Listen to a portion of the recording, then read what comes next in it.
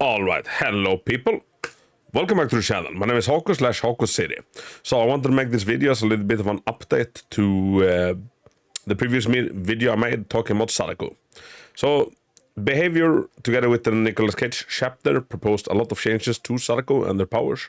And I made 2 videos kind of crying my eyes out about it because I didn't like the changes at all. I liked some of them, but most of them, no. They then went back and reverted some of the changes. Hey, let's go to another screen. Let's have some gameplay in the background, shall we? So I have been like doing nothing but testing out Sadako today and like getting a feel for how she actually is. And I gotta say, she's good. She's good. She is more oppressive than before. She has more things going for her. Yeah, she's fun. They have not ruined her. In my opinion, they have made her more viable and I think more approachable. Because unless you were like top level Sadako before, you had a real hard time like doing anything. Like you could condemn one person if your entire build, add-ons, perks, everything, playstyle revolved around condemn. But like now, any survivor not actively caring about the tape, or like not actively caring about tapes, will die. They will be murdered. They will no longer be on this earth. They will be in their afterlife. So some of the changes they did, one, they made it so her cooldown for teleporting went from 15 seconds. Now I'm talking what it was on the PDB. It went from 15 seconds to 10 seconds, which it is now. And I do believe that the 10 seconds starts counting from like when you pick a TV to teleport to. Like this. Now it kind of... No, never mind. I just saw it on the gameplay video. It's 10 seconds from that you come out of the TV. But it actually doesn't feel that long, like considering what the hell you gain from it. Every single survivor gets 0.75%, no, not percent. 0.75 condemned stacks. So 3/4 of a condemned stack. They need 7 for you to outright kill them. A TV is now turned off for 45 seconds after you yourself have used it, which is like a massive improvement. Like, and you can really feel it. Like your TVs used to be turned off at all times. Now, I teleport around like a goddamn maniac. They are still on. They are still available to me. Like throughout the game. Even if the survivors are good at turning off the TVs. So, yeah. They have not made her weaker. I will say that I kind of miss being able to just ping pong across the map and turn my TVs back on. It was fun to turn my TVs back on and teleport when I wanted. It was less fun that survivors could completely ignore my mechanic, the tapes, for the most part. Now, they have become such a good slowdown for the game, and you can really goddamn feel that.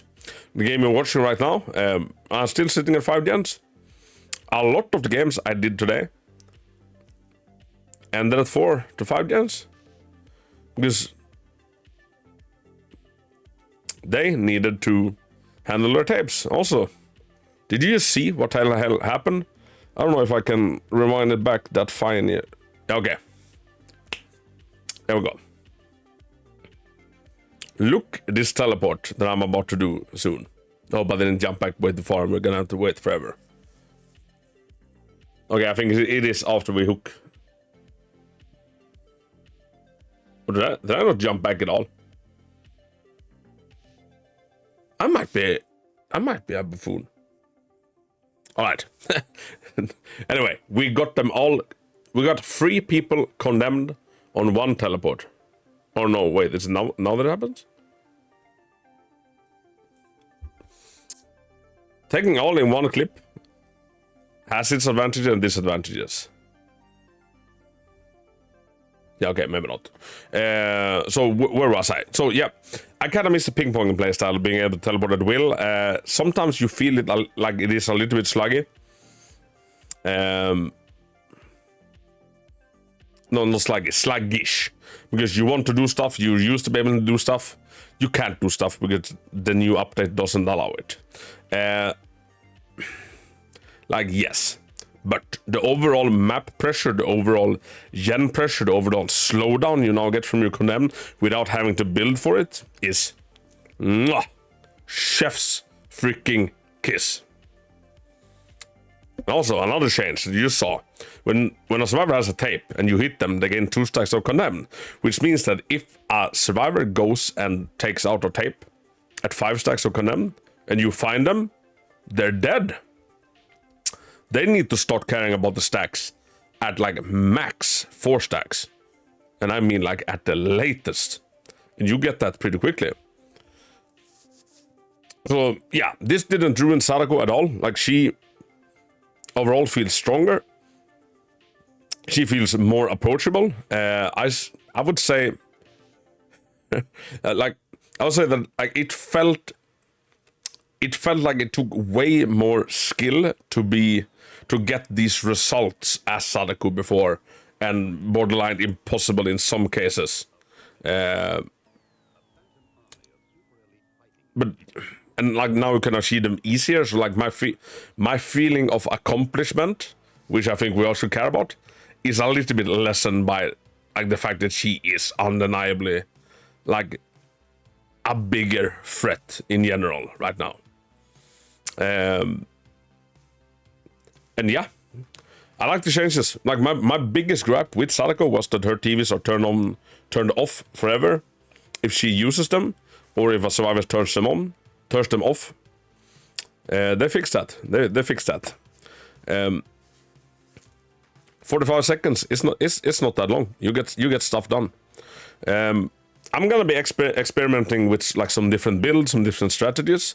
The strategy I have been personally going with today has been let's just teleport to the next game, shall we?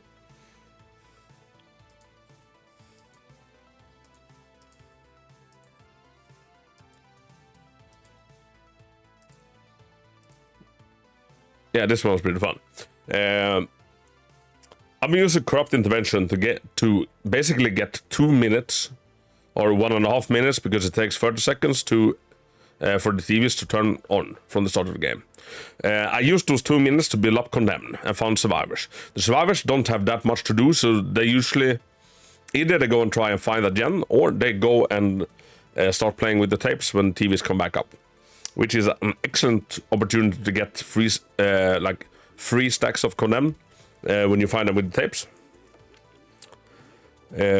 Yeah, you teleport around, you condemn them. You kind of can then gauge how good they are at handling the tapes, like if they make it a main priority or not. And like, believe me, against this Sadako that we got, the survivor team needs to make it a priority to keep their condemned in check.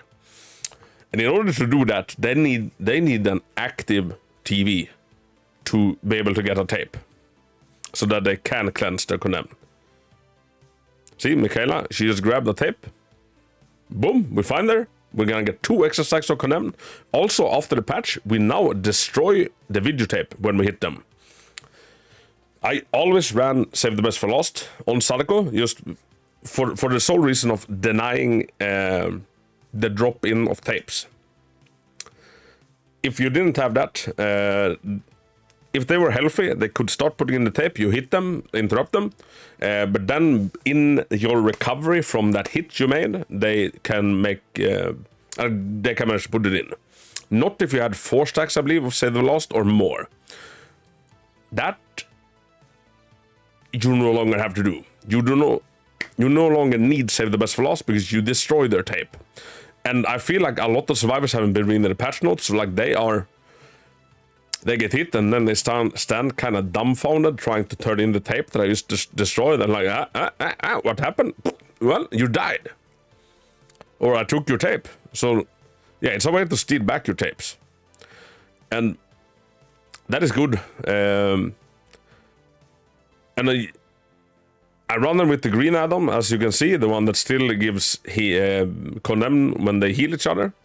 And I've been using a lot of her iridescent add-on that was completely, let's say, useless before. That is now super good. It's like on the same level as Demogorgon's what's it called? The one that makes him see all auras when he traverses the upside down. Her remote is super freaking good. I've been using it with Lethal Pursuer. I've been using it with great value. Like you see so many people and you see if they have a tape in their hands, like you know which to go for. And this is something I really like, because I found one Sadako in particular really fun. The iridescent videotape Sadako, because if you weren't running iridescent videotape Sadako against good survivors, you didn't have any powers, you didn't have your TVs, because they were turned off. Now it's such a low cooldown on the TVs that they will kind of always be on. Not always, you will have some downtime, but for the most part you have somewhere to teleport.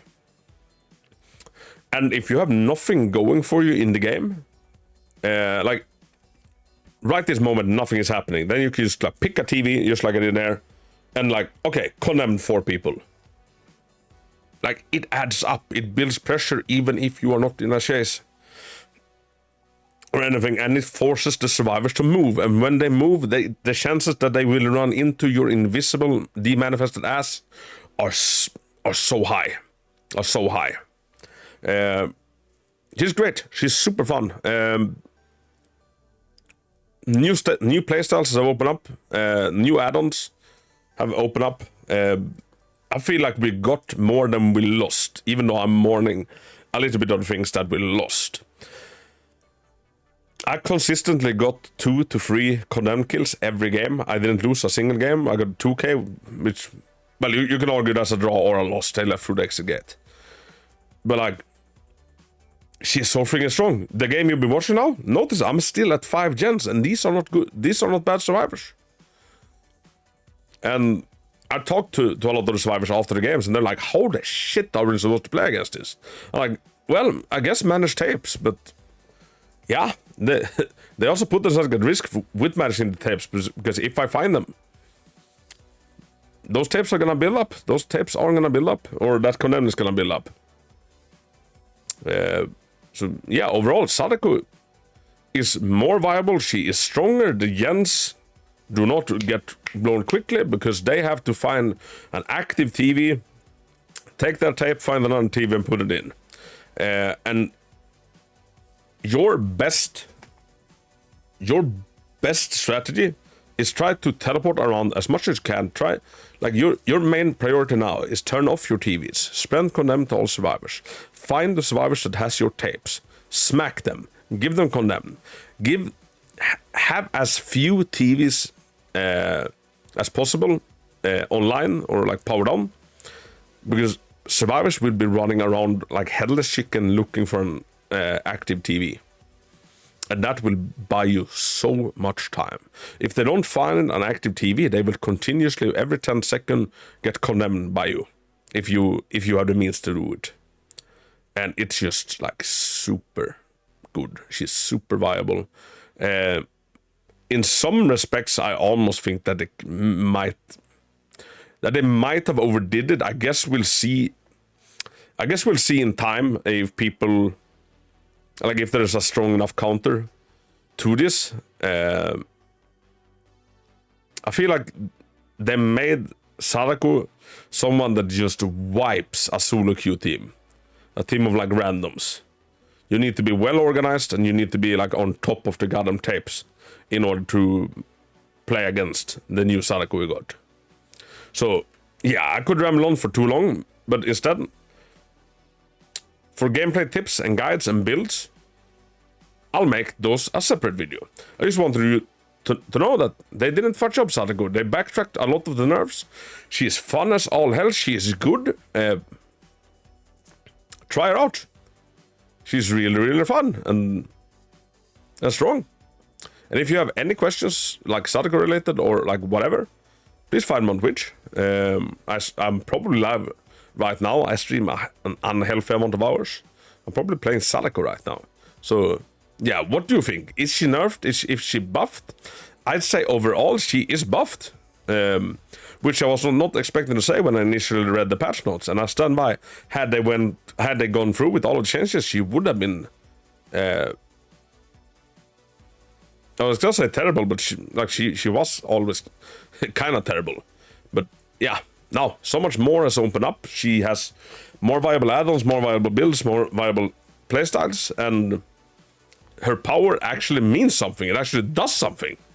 It's fun. It's not just an overlooked mechanic that nobody cares about. Because if they don't care about it, they die.